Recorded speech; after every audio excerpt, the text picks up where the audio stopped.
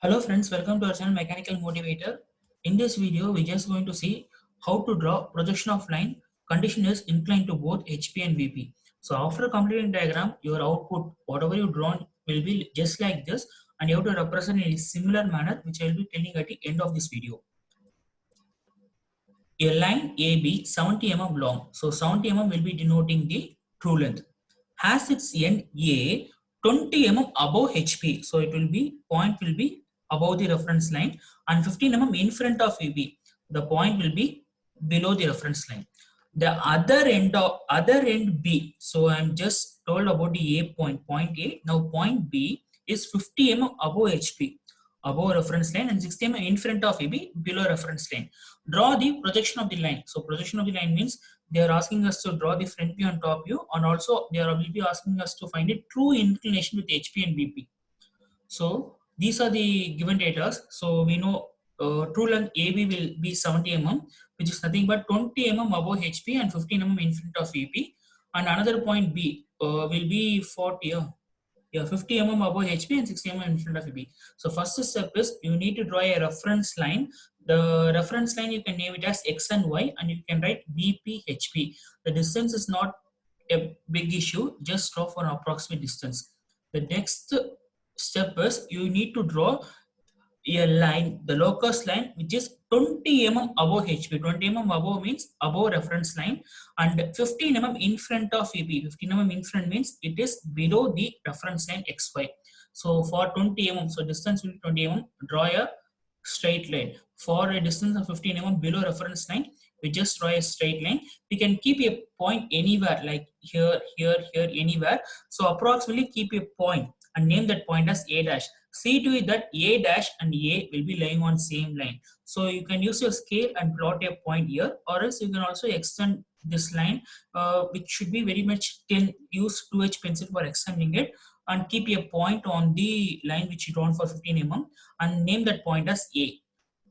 The next step is they clearly gave that from reference line it's 50 mm above HP. So from reference line for 50 mm draw a line. Same way from reference line for 60 mm, that is in front of it means it's below. So distance between reference line and this line will be 60 mm.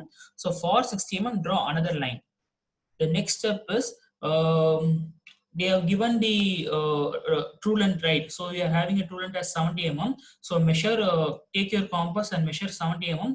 Keep your compass at A dash and try to cut a arc on this line. And we can name this point. Just mark a point here and name it as B2 dash.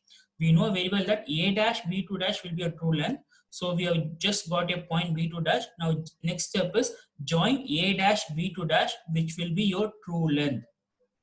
Next step will be just try to extend. We will be extending the true length, right? So extend this length. So this will be locus of B dash, right? So you'll be extending till opposite locus of A. So extend this point to and extend the line to certain distance till locus of A and name it as B2. If it's B2 dash means we can write as B2. The next step is measure AB2. Take your compass, take a radius of AB2, keep your compass at A and try to rotate the arc. The arc will be cutting the locus of B at one point. So that point is called as B. So now just join AB. Just join AB. So AB will be a top view and A dash B2 dash will be a true length. And see to it that you put the direction of the arrowhead. We are rotating downwards, right? So arrowhead should be pointing downwards. These lines can be drawn with 2H pencil. It should be very, very light.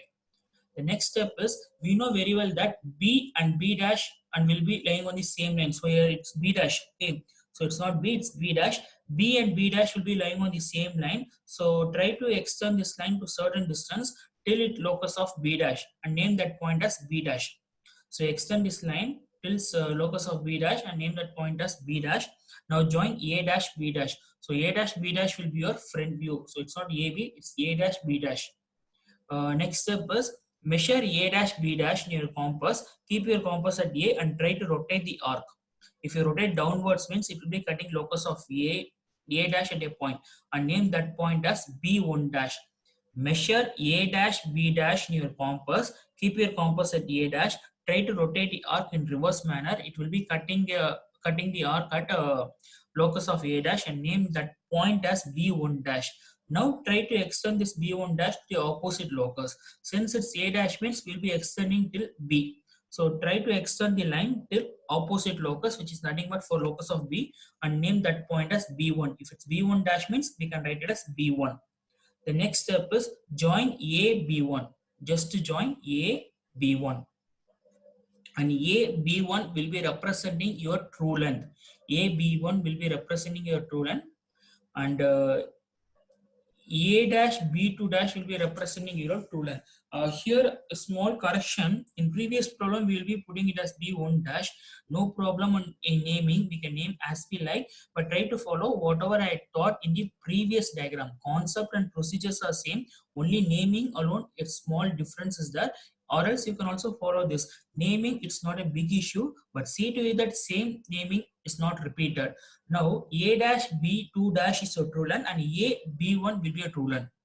So that's what I have written here. And A dash B dash is front view, AB is top view. And see to it, we are rotating downwards, right? See in which direction we are rotating. Direction of the arrowhead is very, very important. See to it that it's sharp pointed and drawn with your HB pencil very neatly. Then as I said before, the next is dimensioning. So extension line should be exactly perpendicular to line whatever you are drawing.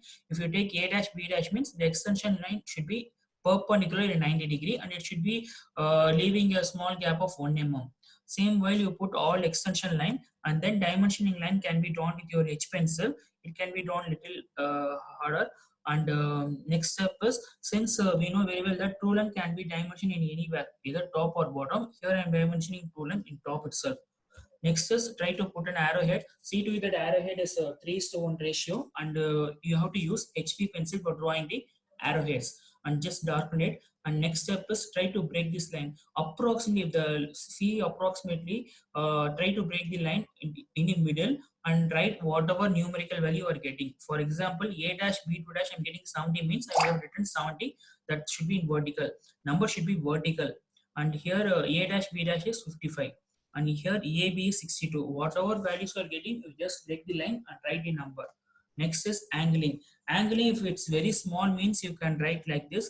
If possible, try to break the line and write angle. If not, also write nearby. So 26 will be denoting a true length angle and 34 will be denoting the front view angle. So 26 can be written as theta and front view angle can be written as alpha. Same while for here A B1 will be denoting your true length. It can be written as phi, and AB, that is 49 degree, will be denoting your beta, which is nothing but top view angle. And finally, even you can also write this locus in beginning itself. So here I just missed it. So try to write in beginning itself. Once you located locus means you can directly write it. Locus of B dash, locus of A dash, locus of A, locus of B. If we determine all the 4 locus, then 70% of the problem is over. Try to write the wordings in the beginning itself. And dimensioning is very, very important. That is 50 and 60 dimensioning as well as 20 and 50 dimensioning is very, very important. Just follow the dimensioning whatever I taught in the previous videos. And finally, when you're writing in this A3 note, see to it that height of the text, that is heading, should be in 10 mm. And these are the subheadings. These can be written in a box so that it will be looking very good. And finally, all dimensions are in mm scale. Only one can be written in the right bottom corner with the height of the text as 5 mm. See to it that the angles, whatever you measure, should not deviate that much with the exact solution. And your diagram should be very, very neat. Try to present your diagram very neatly. In case if you are having any doubts in whatever things I have just said, you can type in the comment section. Or if you want me to solve your problem in a particular topic or particular problem also, you can mention in the comment section. And do subscribe my channel Mechanical Motivator and press the bell icon. Then only you will be getting all the videos which I upload. Thanks for watching this video and have a great day.